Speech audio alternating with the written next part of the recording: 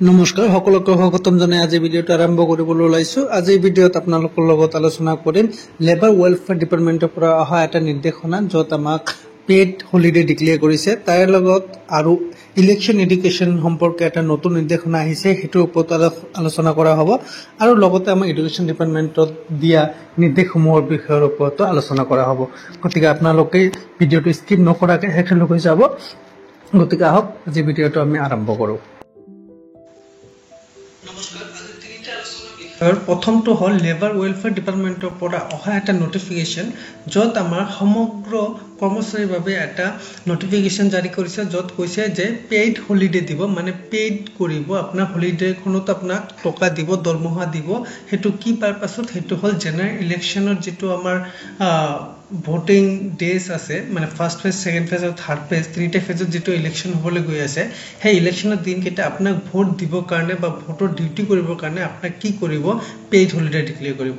আপোনাক কোনো শ্বপকিপাৰ হওক, কোনো কমাৰ্চিয়েল এষ্টাব্লিছমেণ্ট হওক বা যিকোনো পাব্লিক এণ্টাৰটেইনমেণ্ট হওক বা কোনো কণ্ট্ৰেক্টৰৰ আণ্ডাৰত কিবা কাম নকৰে কিয় আপোনাক কি দিব লাগিব? সেই দিন আপোনাক মানে ৰেহাই দিব লাগিব, আপোনাক হলিডে ডিক্লেয়াৰ কৰিব লাগিব আৰু সেইটোৰ কাৰণে দৰমহা দিব লাগিব। এনেকুৱা এটা নটিফিকেশ্যন জাৰি কৰিছে আমাৰ লেবাৰ ৱেলফেয়াৰ ডিপাৰ্টমেণ্টৰ পৰা। ঠিক আছে, যিটো আমাৰ কি কৈছে অৰ্ডাৰ বাই দ্য গভৰ্ণৰ বুলি ইয়াত মেনশ্যন কৰি দিছে।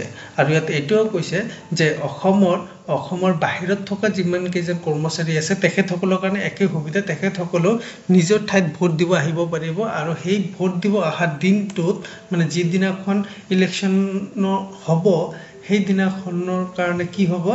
কোনো দৰমহা কাটিব নোৱাৰে, কাৰণ সেইটো পেইড হলিডে ডিক্লেয়াৰ কৰিছে। আৰু ইয়াত আৰু এটা কথা আছে, সেইটো হ'ল যে যদি কোনো এটা চেণ্টাৰত ৰিপ'ল হয় মানে ভোটটো মানে কিবা কাৰণবশতঃ কিবা এটা অসুবিধা হৈছিলে, সেইটোত ৰিভোট হ'ব আৰু নতুনকৈ আৰু ভোট হ'ব। গতিকে সেই দিনাখনৰ কাৰণে কি হ'ব? পেইড হলিডে হৈ যাব। যদি আপুনি এদিন দিছে ভোট, সেইদিন আপোনাৰ পেইড হলিডে হ'ল, কিবা কাৰণবশতঃ সেই চেণ্টাৰখনত আপুনি য'ত ভোট দিছিল তাত আকৌ ৰিভোট হ'ব, ৰিপ'ল হ'ব, তেনেহ'লে কি হ'ব? সেই যিদিনাখন ৰিপ'ল হ'ব সেই দিনাখনৰ কাৰণে আপোনাক কি কৰিব? পেইড হলিডে ডিক্লেয়াৰ কৰিছে। গতিকে এইখিনি আছিল আমাৰ পেইড হলিডে ৰিলেটেড, যিটো আমাৰ টিচাৰৰ পৰা আৰম্ভ কৰি কোনো এজন শ্বপকিপাৰত কাম কৰা, মানে কোনো এটা সৰু চাহ দোকানত কাম কৰা বা কোনো কমাৰ্চিয়েল এষ্টাব্লিছমেণ্ট কাম কৰা, যিকোনো ঠাইত কাম কৰা, কোনো কণ্ট্ৰেক্টৰৰ আণ্ডাৰত কাম কৰা যিকোনো মানুহ হ'ব পাৰে, যিকোনো লেবাৰ শ্ৰেণীৰ মানুহ হ'ব পাৰে, সকলোৰ কাৰণে এই তথ্যটো জাৰি কৰিছে। গতিকে এইটো সকলোৰে বাবে এইটো এটা খবৰ যে সেই দিনাখন যিদিনাখন ভোট হ'ব, যিদিনাখন ভোট দিবলৈ যাব, সেইদিনাখন তেখেতসকলক টকা দিব লাগিব বা দৰমহাটো দিব লাগিব। এইটো আছিলে এটা খবৰ। ইয়াৰ পিছত আমাৰ আৰু এটা আছে শিক্ষা বিভাগৰ লগত জড়িত খবৰ। সেইটো হ'ল যে আমাৰ এই যিটো ভোটাৰ এডুকেশ্যন, যিটো ভোট হৈ আছে, এইটোৰ মানে এডুকেশ্যন এৱাৰনেছৰ কাৰণে কি কৰিব দিছে? আমাৰ লেটাৰ ৰাইটিং এক্টিভিটি কৰিব দিছে। আৰু এইটো কিমান বয়সৰ ল'ৰা ছোৱালীৰ কাৰণে দিছে? বিল' 18 ইয়াৰ্ছ। 18 ইয়াৰ্ছ হোৱাৰ আগৰ যিকেইটা ল'ৰা ছোৱালী আছে, যি ক্লাছতে পঢ়ি নাথাকোঁ কিয়, তেখেতসকলক কি কৰিব দিছে? আমাৰ এই ভোটাৰ এডুকেশ্যন এৱাৰনেছ প্ৰগ্ৰামটো কৰিব দিছে বিদ্যালয়বিলাকত। ইয়াত কি কৈছে চাওক, the election department government of Assam has initiated a commendable effort known as the systematic voters education and electoral participation, যাক আমি SVWP বুলি জানো। This initiative aims to educate and empower our youth with essential knowledge about democracy, the electoral process, the significance of their vote.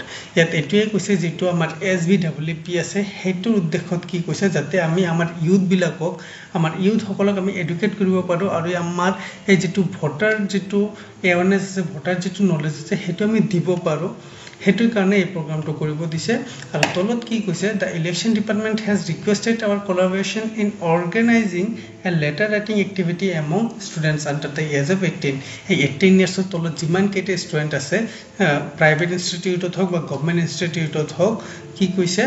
তেখেতসকলৰ ভিতৰত এটা writing activity কৰিব দিছে, এটা ৰাইটিং কম্পিটিশ্যন কৰিব দিছে অন দ্য টপিক অফ এই ভোটাৰ এডুকেশ্যন এৱাৰনেছ। অ'কে, কি কৈছে? আৰু লগতে through this activity students will have the opportunity to express the importance of voting to their parents, encouraging them to exercise their right to vote in election. ইয়াতে এটাই কৈছে যে হেতু যে আমাৰ এটা অধিকাৰ ভোট দিয়াটো যে আমাৰ অধিকাৰ হেতুৰ ওপৰতে যাতে এটা মানে ভাল এটা শৈক্ষিক জ্ঞান তেখেতসকলে লৈ যাব পাৰে হেতুৰ উদ্দেশ্যতে এই কামটো কৰিব দিছে। ইয়াৰ লগতে কি কৈছে যে teachers R encourage to facilitate the letter writing activity within their classrooms, guiding students in articulating their thoughts effectively. ইয়াতে এটাই কৈছে যে যিমান টিচাৰ আছে তেখেতসকলৰ যিটো শ্ৰেণীবিলাক আছে ক্লাছ যিটো আছে সেই ক্লাছত কি হৈছে ক্লাছ ৱাইজ এই এক্টিভিটিখন কৰিব দিছে গোটেইকেইখন ক্লাছত এই এক্টিভিটিখন কৰিব দিছে। Following this, teacher will evaluate the letter, select explanatory ones for recognition by the district election authority. এতে কৈছে এই যিটো কম্পিটিশন হ'ব তাৰ ভিতৰত যিটো বেষ্ট হেতু সিলেকশন কৰিব দিছে টিচাৰ কৰাৰ পিছত হেতু কি দিছে আমাৰ ডিও হক বা ডিএমসি হক হেতু থ্ৰু ডিস্ট্ৰিক্ট হেতু কি কৰিব দিছে পঠাব দিছে। ওকে, তো এইখিনি আছিল আমাৰ এটা কৰিবলগীয়া কাম। এইটো আমি কি কৰিব লাগিব এই যেটো ভোটাৰ এডুকেশ্যন এৱাৰনেছ আছে হেতু আমি কৰিব লাগিব আমাৰ নিজৰ নিজৰ বিদ্যালয়ত আৰু নিজৰ নিজৰ শ্ৰেণীসমূহত ক্লাছসমূহত এই কামটো কৰিব লাগিব আৰু এটোৰ ওপৰত এটা ডাটা বিচাৰিব আমাৰ ডিস্ট্ৰিক্ট লেভেলৰ পৰা গতিকে এইটো আমি কৰিব লাগিব। ওকে, ইয়াৰ পিছত আমাৰ কাৰণে আৰু এটা খবৰ আছে আৰু এটা কৰণীয় আছে হেতু হল এডুকেশ্যন ডিপাৰ্টমেণ্টত হেতু হল যে অবজাৰভেন্স অফ জল পখৱাদা during the period from 16 to 30th April। আমাৰ 16 পৰা 30 এপ্ৰিল লৈকে আমাৰ কি কৰিব লাগে আমাৰ আৰু এটা কৰণীয় কাম দিছে ইয়াত হেতু হল কি কৰিব লাগে যে অবজাৰভেন্স অফ জল পখৱাদা এই জল পখৱাদাৰ কি কৰিব লাগে অবজাৰভেন্স কৰিব লাগে কেতিয়া পৰা কেতিয়ালৈ 16 to 30 এপ্ৰিল। ইয়াত কি দিছে the Department of School Education Government of India is instructed to observe Jal Pakhwada during the period from 16 to 30 April in all institution schools of the state.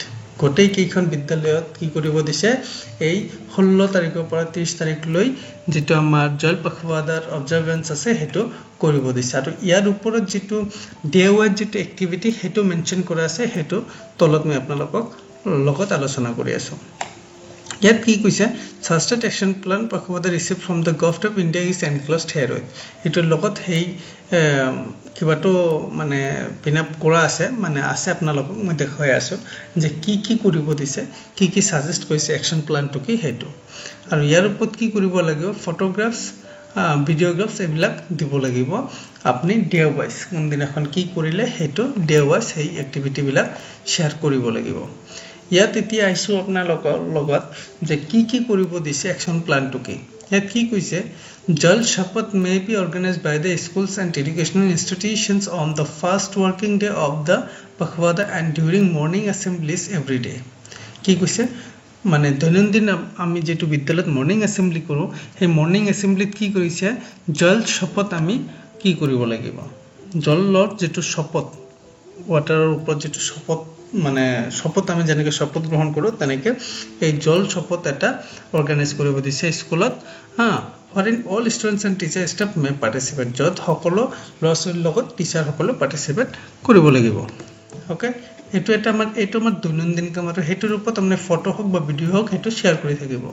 ইয়াৰ পিছত holding meeting of SMCs PTS or workshop in the first week of the Pakhwada to highlight the importance of water conservation in school as well as home. Workshops or water conservation may also be included in the school syllabus to spread awareness for water conservation. ইয়াতে এটো কৈছে যে আপোনালোকৰ মাজত যেটো SMC বা PTA যেটো meeting হয় তাতো এই জল পখৱাদাৰ ওপৰত আলোচনা কৰিব দিছে মানে ওয়াটাৰ কনজাৰভেশনৰ ওপৰত আলোচনা কৰিব দিছে তাত যাতে আপোনালোকে ওয়াটাৰ কনজাৰভেশনৰ ওপৰত আলোচনা কৰে আৰু হেতু যাতে স্কুলৰ লগতে নিজৰ ঘৰতো হেতু ওপৰত এটা এৱাৰনেছ আনে হেতুৰ কথা কৈছে আলোচনা কৰিব দিছে। তাৰ পিছত আৰু দিছে কি competition may be held in district block clusters for conserving water in schools. Debates as a quiz competition for students for conserving water in schools painting competition for students teachers and parents ইয়াৰ লগত আৰু এটা কথা কৈছে যে আপোনালোকৰ district block বা cluster লেভেলত এইটো এটা কিয় হ'ব পাৰে এটা মানে অবজাৰভেশ্যন যেটো আপুনি কৰিছে স্কুল ৱাইজ যেটো কৈছে হেতু লৈ ক্লাষ্টাৰ বা ব্লক বা ডিষ্ট্ৰিক্ট লেভেলতো হেতু অৰ্গানাইজ কৰিব দিছে আৰু তাত কি হ'ব ডিবেট এছে কুইজ এবিলাকৰ ওপৰত আলোচনা হ'ব আৰু মেইন টপিকটো হ'ল আমাৰ ওয়াটাৰ কনজাৰভেশ্যন জল পখৱাতা যেটো বুলি কৈছে গতিকে এইটো এটা আছিল ইয়াৰ লগত আৰু কি হৈছে school may organise pledge and water conservation during morning assembly every day during the pakhwada এইটো আমি কৈছো যে প্লেজ মানে যেটো শপত লব দিছে হেতু দৈনন্দিন কৰিব লাগিব আৰু হেতু 16 তাৰিখৰ পৰা 30 তাৰিখলৈকে কৰিব লাগিব প্ৰতিখন বিদ্যালয়তে গতিকে এইখিনি আছিল আমাৰ থুলমূলকৈ আলোচনা বিষয় ইমান ডিটেইল যোৱা নাই কাৰণ ইমান ডিটেইল কৰিলে টাইম লাগি যাব বহুত গতিকে আপোনালোকৰ কাৰণে থুলমূলকৈ সাৰাংশখিনি আপোনালোকক জনাই দিলো আজি তিনিটা বিশেষ যিকেইটা অৰ্ডাৰ আহিছে যেটো আমাৰ 2 এপ্ৰিলৰ পৰা 12 এপ্ৰিলৰ ভিতৰত আহিছে গতিকে তিনিটা বিষয় আপোনালোকৰ কাৰণে দৰকাৰী আপোনালোকে যদি ভাল পাইছে ভিডিওটো লাইক কৰি দিব নিজৰ কলিগসকলৰ মাজত শ্বেয়াৰ কৰি দিব আৰু চেনেলটো যদি সাবস্ক্ৰাইব কৰা নাই আৰু সাবস্ক্ৰাইব কৰি দিব ধন্যবাদ